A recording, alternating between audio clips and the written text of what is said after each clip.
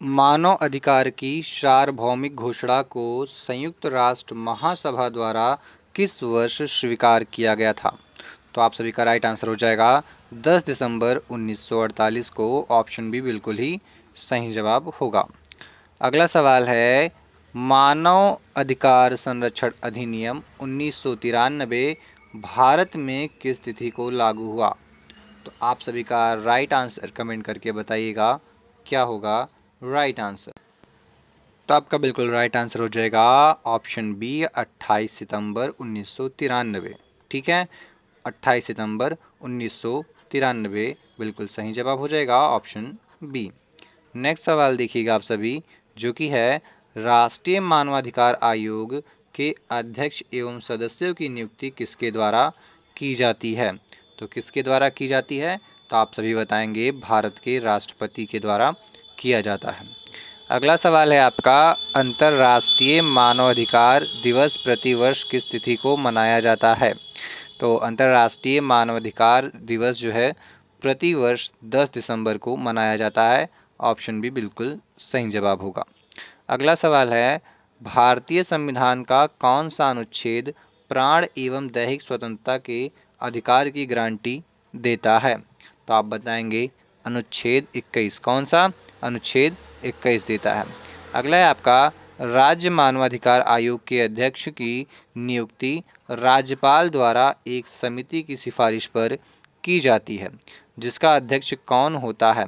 तो आप सभी बताइएगा। बिल्कुल राइट आंसर हो जाएगा आपका मुख्यमंत्री होता है। कौन होता है? मुख्यमंत्री होता है।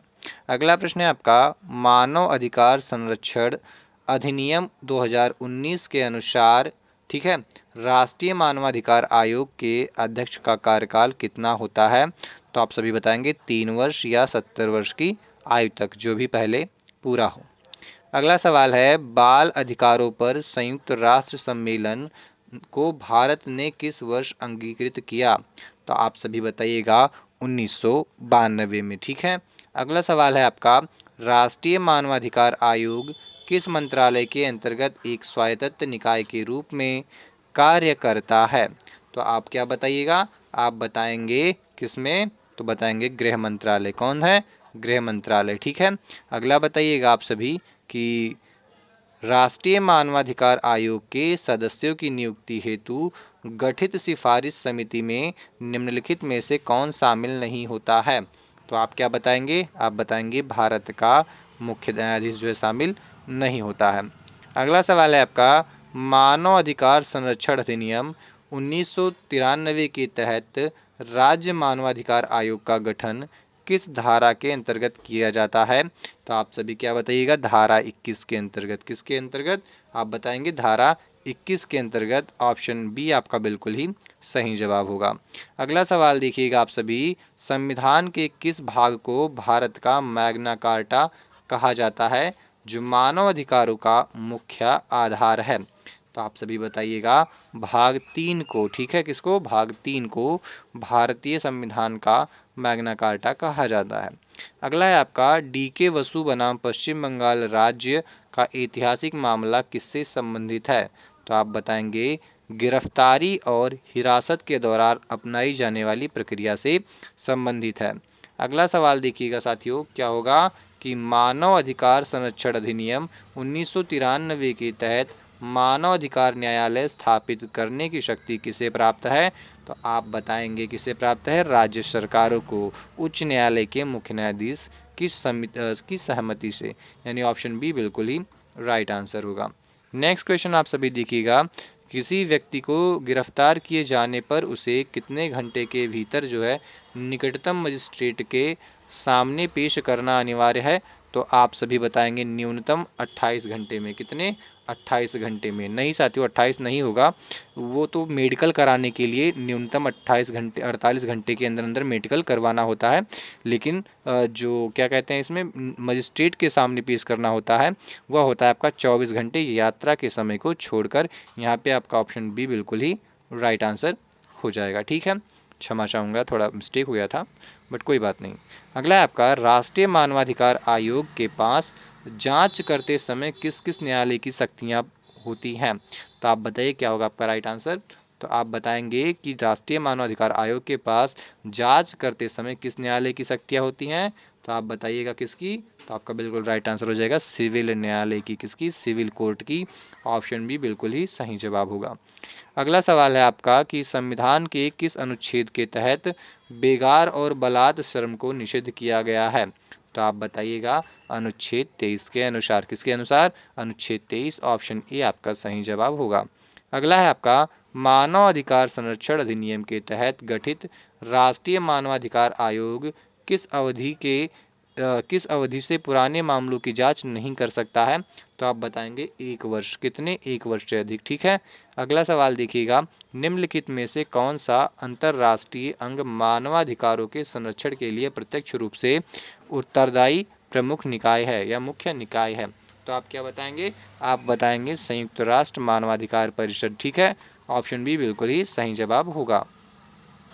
अगला सवाल देखिएगा, उत्तर प्रदेश राज्य मानवाधिकार आयोग का मुख्यालय कहाँ स्थित है? तो उत्तर प्रदेश राज्य मानवाधिकार आयोग का मुख्यालय लखनऊ में है। कहाँ पे है? लखनऊ में है। ऑप्शन बी आपका बिल्कुल ही सही जवाब होगा। अगला सवाल देखिएगा, संविधान का कौन सा अनुच्छेद राज्य को महिलाओं और बच्चों के लिए विशेष प्रावधान प्रदान करने की जो है अनुमति देता है? तो आप क्या बताएंगे? आप बताएंगे आपका अनुच्छेद 15(3). ठीक है। अनुच्छेद 15(3). ठीक है। अगला सवाल देखिएगा, विशाखा बनाम राजस्थान राज्य मामला किस विषय से संबंधित है साथियों? तो आप क्या बताएंगे? आप बताएंगे कार्यस्थल पर महिलाओं का लैंगिक उत्पीड़न। ठीक है, यानी यौन शोषण। ऑप्शन ए आपका बिल्कुल ही सही जवाब होगा। अगला है आपका नागरिक और राजनीतिक अधिकारों पर अंतर्राष्ट्रीय प्रतिज्ञा पत्र किस वर्ष अपनाया गया था? तो आप क्या बताइएगा? आप बताइएगा वर्ष 1966 में जो है अपनाया गया था। अगला सवाल है, राष्ट्रीय मानवाधिकार आयोग के अध्यक्ष के रूप में किसे नियुक्त किया जा सकता है साथियों?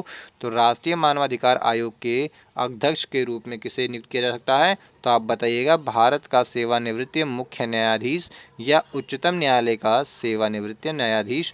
ऑप्शन बी बिल्कुल ही सही जवाब होगा यहाँ पे आपका। अगला सवाल देखिएगा, हथकड़ी लगाने के संबंध में सर्वोच्च न्यायालय ने किस मामले में सख्त दिशा निर्देश जारी किए थे? तो आप क्या बताएंगे? तो आप बताएंगे साथियों क्या?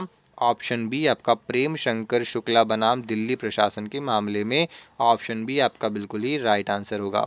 नेक्स्ट क्वेश्चन देखिएगा, निम्नलिखित कथनों पर विचार कीजिए। तो आपको 2 कथन दिए गए हैं। देखिएगा, राष्ट्रीय मानवाधिकार आयोग केवल एक सलाहकारी निकाय है। तो क्या ऐसा है? और दूसरा है, राष्ट्रीय मानवाधिकार आयोग किसी दोषी को स्वयं सजा नहीं दे सकता। क्या ऐसा है? तो आप क्या बताइएगा? आप राइट आंसर बताइएगा। तो आप बताइएगा हाँ, यह बिल्कुल सही है, एक सलाहकारी निकाय है और यह दोषी को स्वयं सजा नहीं दे सकता है। यानी कि इसमें से कौन से कथन सत्य हैं? तो आप बताइएगा 1 और 2 दोनों ही सत्य हैं।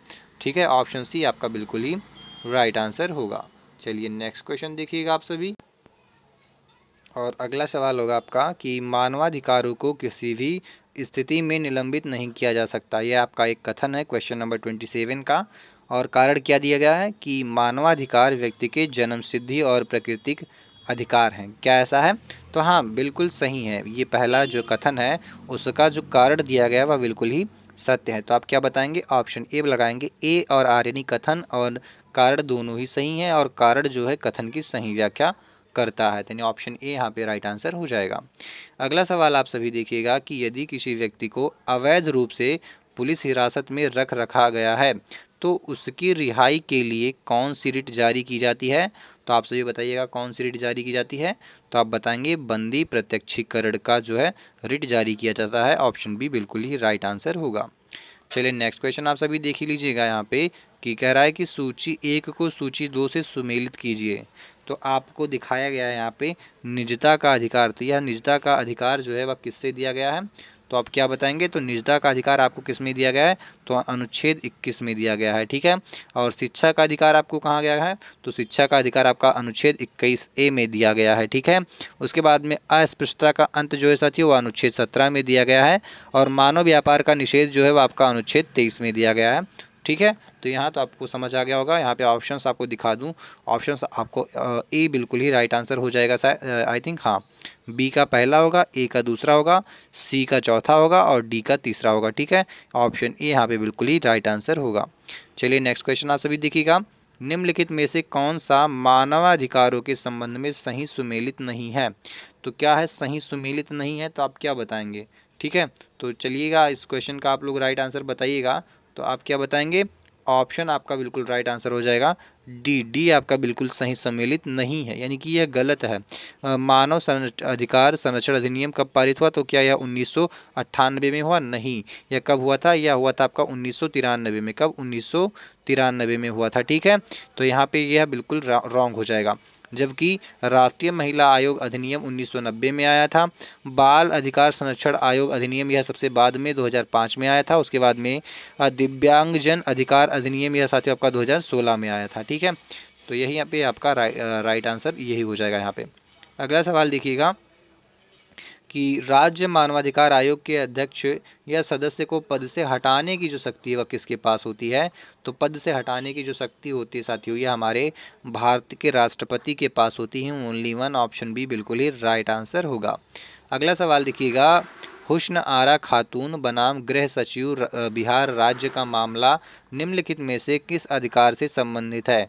तो आप क्या बताएंगे साथियों? आप बताएंगे त्वरित सुनवाई का अधिकार से, राइट टू स्पीडी ट्रायल से संबंधित है। ऑप्शन बी बिल्कुल ही राइट आंसर होगा आपका। नेक्स्ट क्वेश्चन आप सभी देखिएगा साथियों, क्या है? सशस्त्र बलों से संबंधित मानवाधिकार उल्लंघन की शिकायतों के मामले में राष्ट्रीय मानवाधिकार आयोग की प्रक्रिया क्या होती है? तो आप क्या बताएंगे साथियों? आप बताएंगे वह केवल केंद्र सरकार से रिपोर्ट मांग सकता है और सिफारिशें दे सकता है। ऑप्शन बी यहाँ पे बिल्कुल राइट आंसर होगा। नेक्स्ट क्वेश्चन आप सभी देखिएगा, मानव अधिकारों की प्रथम पीढ़ी first generation of human rights में मुख्य रूप से कौन से अधिकार शामिल हैं? तो आप क्या बताएंगे? आप बताएंगे साथियों कि आपको ऑप्शन बी नागरिक और राजनीतिक अधिकार शामिल है। ऑप्शन बी बिल्कुल ही राइट आंसर होगा। चलिए अगला सवाल आप सभी बताइएगा साथियों, और अगला सवाल कुछ इस प्रकार से है कि निम्नलिखित घटनाओं का सही कालानुक्रम क्या है? तो आप क्या बताएंगे? मानव अधिकार संरक्षण अधिनियम, फिर क्या है आपका मानव अधिकार की सार्वभौमिक घोषणा, या भारत का संविधान लागू होना, या राष्ट्रीय महिला आयोग की स्थापना? क्या बताएंगे? ठीक है, तो आप इनको जो है क्या करना है? सेट करना है वन बाई वन। तो इसमें सबसे पहले आपका ऑप्शन 2 आ जाएगा कि मानव अधिकारों की सार्वभौमिक घोषणा की जाती है सबसे पहले। उसके बाद में आपका एक आ जाएगा, 3 आ जाएगा, भारत का संविधान लागू होता है आपका। ठीक है, उसके बाद में आपका क्या हो जाएगा? आप क्या बताएंगे? चौथा, यानी कि इसमें राष्ट्रीय महिला आयोग चौथा हो जाएगा आपका की स्थापना।